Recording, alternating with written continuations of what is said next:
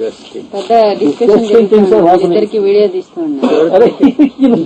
There is a debate. There is something close to the Zen masters. Disgusting bastards, the Zen masters. Institutionalized meditation, jokers. I was never attracted to Zen masters. Chan. Huh? Never. Because they were all the products of Buddha. And what Buddhism tried to preach to the world. So rejected. Since I rejected Buddha, a whole lot of them. So they institutionalized the whole thing. Techniques of meditation they invented. But they were just saying that Upanishads are much more superior. Oh, Upanishadasika and... they have to because they are Indians. No, at least Upanishadic says never institutionalized those things. The Buddha started it. When the Vedic culture reached the bottom, you see, then they wanted to save it, you see. And they created this metaphysics, useless fellows, intellectuals, nothing. And what you find in the Upanishads is not the people who are there that are talking about. They are the aspirations of those people who want to be in that state. So all the Upanishads can be thrown out. Right? Nothing. That's why Buddha had to come. Too much intellectual nonsense. What, Bob, don't record this. But that fellow didn't have the guts, see, to go to the end. And when he had this experience, he said, as long as there is a single soul imprisoned in the veil of illusion, I refuse to enter the gates of nirvana. He never entered the gates of nirvana. He refused. For the sake of mankind. You know, like the politicians talking of mankind, humanity, you know. And then, for the first time in the history of mankind, he introduced the element of conversion, proselytization, created a sangha. You know, he moved from place to place, followed by all these people. And he didn't allow women to join his order for a long time. A lot of protestations. And finally, he relented and admitted them also. Then there came along, this is my reading of the history. I take it or leave it. And Ashoka, the king, used that as a power, instrument of power. He spread it forcibly in this country. Then Harshabharta, another fellow. But when they came south, they stopped it, you see. They couldn't come further, down. But Jainism spread in the south, not Buddhism. That's why you have so many Jain temples. The place where I grew up in Andhra is called Gudivada. That means the place of temples, not Hindu temples, but Jain monasteries, you know. A lot of prostitutes lived there, and along with, of course, you know, they go together, prostitution and spiritual preachers. Lanjadevulu ani unnai Gudivada bold. We used to go and pick up coins in those days, very rare coins, as little boys who played them. That in essence is Hinduism. It is not a religion. But what is his story that he refused to enter paradise? Who? Buddha. He didn't have the guts. He stopped with some petty little mystical experience like anybody else, like all these gurus you have in the marketplace. Even Ramana Maharshi stopped there. You know, all of them. You see, that prevents the possibility of those people coming out with something original. So they have to rely upon the authority of the scriptures and then they interpret.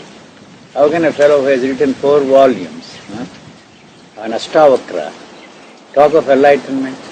Tell me. And claim that he is an enlightened man, sets himself up in the business of enlightening others. He blasted everything Ashtavakra. You know? So he cannot do that. It's a sales speech. They sell that stuff and fool people. There is no authority for them. But what is his story that he refused to enter paradise? Buddha. He didn't have the guts. He stopped with some petty little mystical experience like anybody else, like all these gurus you have in the marketplace. Even Ramana Maharshi stopped there. You know, all of them. There is no authority for them. the filthy word you are using, enlightened man. Sorry, sir. But Buddha had authority on No, not at all. It was the political, the man, like the King Ashoka. Otherwise, Buddhism and Christianity and Islam would have remained small cults. They became the instruments of power. They forced, of course, they didn't use violence here in this country, but when Buddhism spread to but when Buddhism spread to Japan particularly, the monasteries maintained armies, trained armies and supplied them to the rival kings. This is what, thank you. Thank you. That's a trait of holiness. Have a pleasure. Oui, madame. Asseyez-vous tranquillement. Ici. There means what French I am forgetting. Ici. Ici, Là. yes. Huh? Ici ou là? Ici. Tranquillement. Good. Bob, you recorded that? Good. Sannyas never existed in India. Yes, this point I understood. Difficult to understand because you are all sannyasis. Because we had a business out of there. Sir, do you say that Buddha was not at all original? Not at all. He pretended like J. Krishnamurti, original, by not using any authority that existed before. Because that's what the Upanishads say. Swayam Pramanya. It has an authority of its own. Swayam Pramanya, I think. Why should I quote that nonsense? I must wash my mouth. In fact, Buddha was very original, rejecting Nothing God original. and all the He never rejected it. Upanishadic teachings he totally rejected. Because it was all intellectual nonsense. So he was original then. Not original, all saints do that. What did they do? No, sir. They did more harm. And the monastery supplied armies to the rival kings. That's why one of the Chinese saints, called the founder of, what is that? Taoism? Zen. Chan. No. The first fellow who went there, your Andhra, you're so proud of. Bodhidharma, sir. Bodhidharma called him a barbarian. And Buddhist teachings, nothing but toilet paper, he said. He had the guts to say that in the 7th century. It is quoted there in, they put that quotation in French. The emperor asked him, what is the holy teaching of the Buddha? And he said, no holiness, just emptiness. Kill him, he said. If you meet Buddha, kill him. Well, anyway, what do you need a Buddha for? Same Christianity, also conversion. With violence, sir. No. You may say that Buddhism was not violent and Indians are cowards. Useless fellows.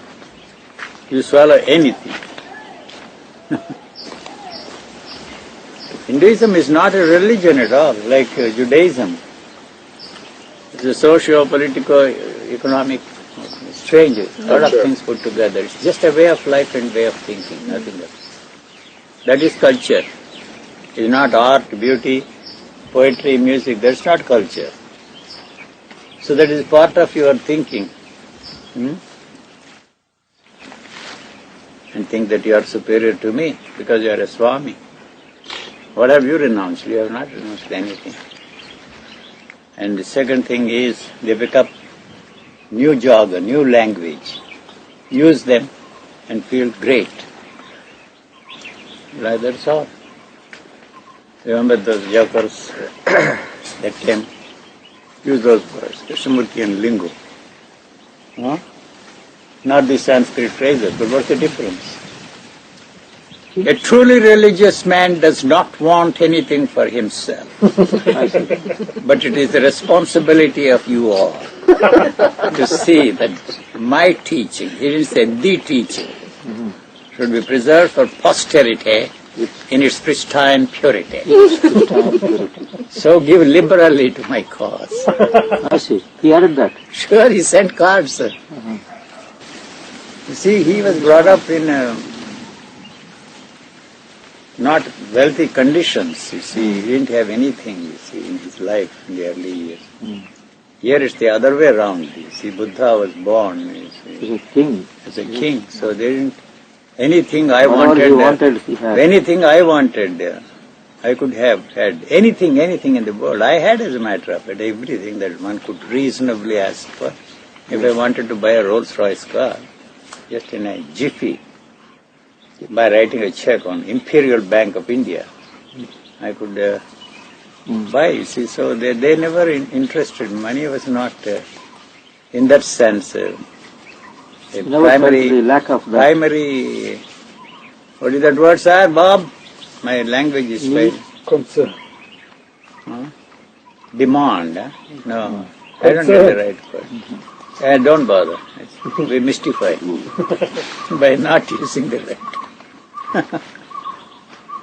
That was not my interest. Money, see, I knew how you could make money. If I had dedicated myself to money, I would have been the world's richest man. World's richest.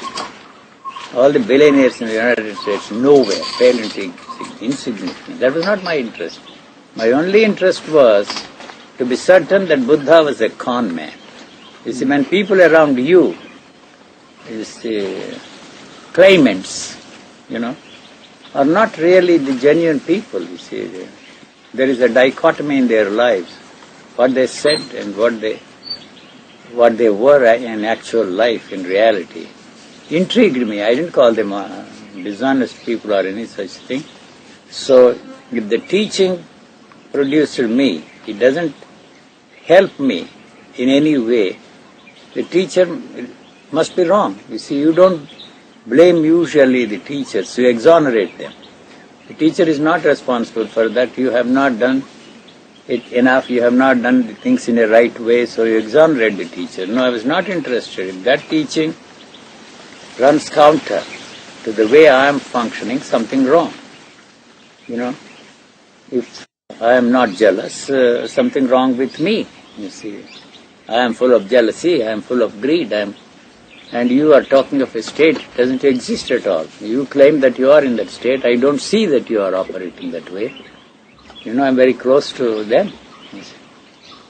As I say that I was always surrounded by such people. I lived in the company of,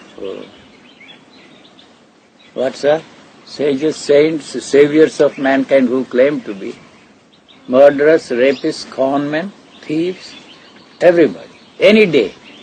I opt for their company and not the spiritual people. There is some sort of integrity in them. They know exactly what they want and they don't mince matters.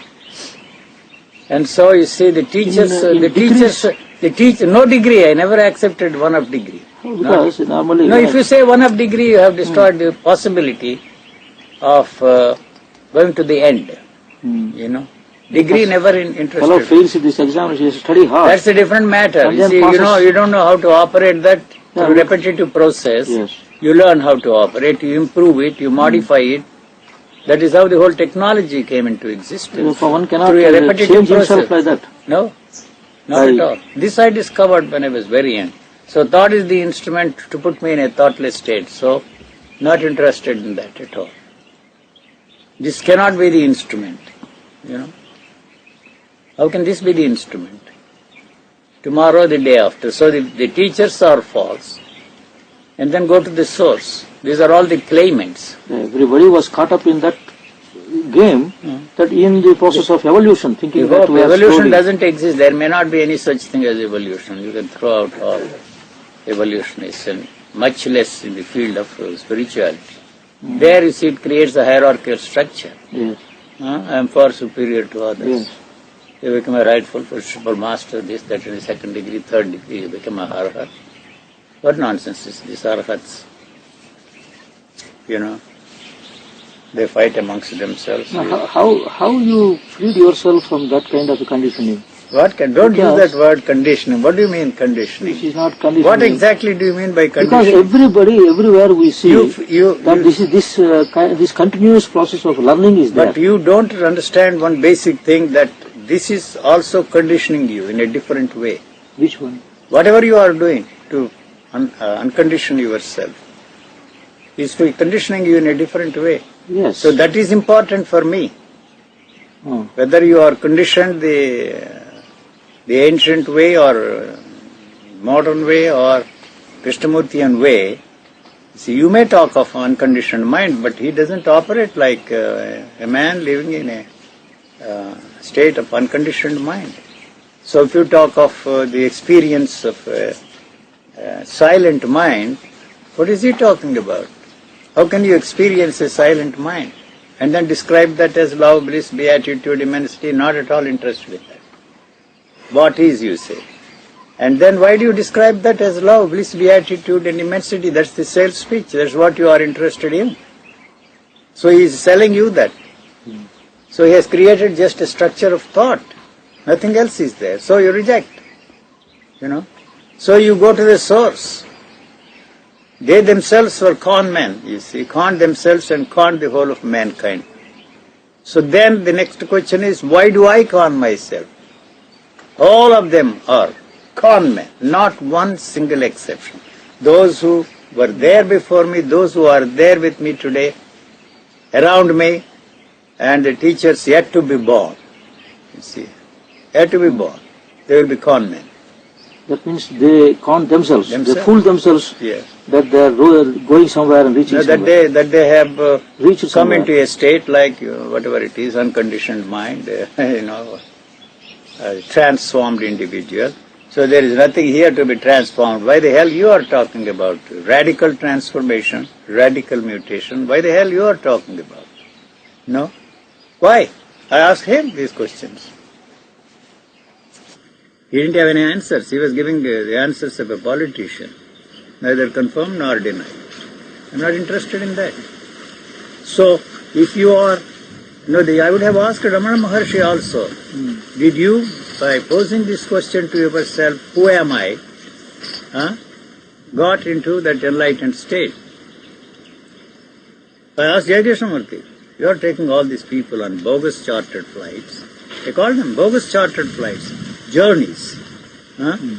You got into that state of a transformed individual through this step by step, logically? No, he said. Then why the hell you are talking about it? If it works, it works. If it doesn't, it doesn't, he told me, the joker. You don't find all that in his teachings. Whatever was convenient, he put it in that book. That's all. Anything that anybody said against him or attacked him. Because he believed that is the only way. He believed that I tell you, he never freed himself from the world teacher business. Never. And why he dissolved that was because of the family quarrel amongst themselves. That is one thing, you see. The money remained with him. I asked him also why the money is sitting there in the Dutch bank. Then he said, what do you want me to do? How do I invite all those people who contributed this money, and there is no way I can return it. He returned only that castle. I didn't see that castle. First time this year when I was there, we were passing through that place. And so I asked them, take me to that castle. Now it is not in the family. They sold it and sold to some school. Bob, don't record. Anyway, I have said this before. You can record. I don't care. And what was I saying? Yes, you told him that this is not the... No, he says, if it works, it works. If it doesn't, it doesn't. What the hell you are doing? What for? What for? The world teacher business, it was... and then he wanted to be on his own and build himself up into a spiritual teacher on his own, which he succeeded. And there was a time when he was using only a mystical language until he was stuck in California during the war. He was not allowed to talk, and he was in the company of Aldous Huxley, Harold Gerd, and the joker, Sri Ramakrishna mission fellow. I forget his name. his disciple Isherwood, Christopher Isherwood. And they were meeting every day, and he had nothing else to do. He was growing potatoes or tomatoes, roses. So he had a chance to discuss with all those people. Then he created a lingo, which I call Krishnamurti and lingo. And 1942, I think, he met a few people in one of the farms there in Midwest. I don't remember that. First time he came out with this lingo. Before that he was using all I and my beloved and then all that nonsense, immortal friend. Even in 1932, because my English was not, what is that word, good enough to understand, but even now my English is not good. So, that was it. I heard him first time in 1928 in that national school. Boy, that was it. He irritated me most. Even in 1928, I was only 10 years old. A student in the national college there, started by Annie Besant. They wanted to show that Theosophical Society is not any way involved with J. Krishnamurti. That was a show. That's it. So that's it. See, the certainty that, then the question arises, why are you conning yourself? Why are you fooling yourself? Why you can't reject the totality of human thought? Not one. They are all the variations of the same. So there was no answer to that question, and even as a little boy, and everything I want, everything, my taste, my appreciation of beauty, everything is what they wanted me, whether my grandparents or my grandmother or my servants. What I learned about sex was from my servants, not from these saints. It started in me some strange things, you see. Not that I wanted to this servant maid. No, not in that sense. That was the beginning of my question. And then why this celibacy? Why this nonsense?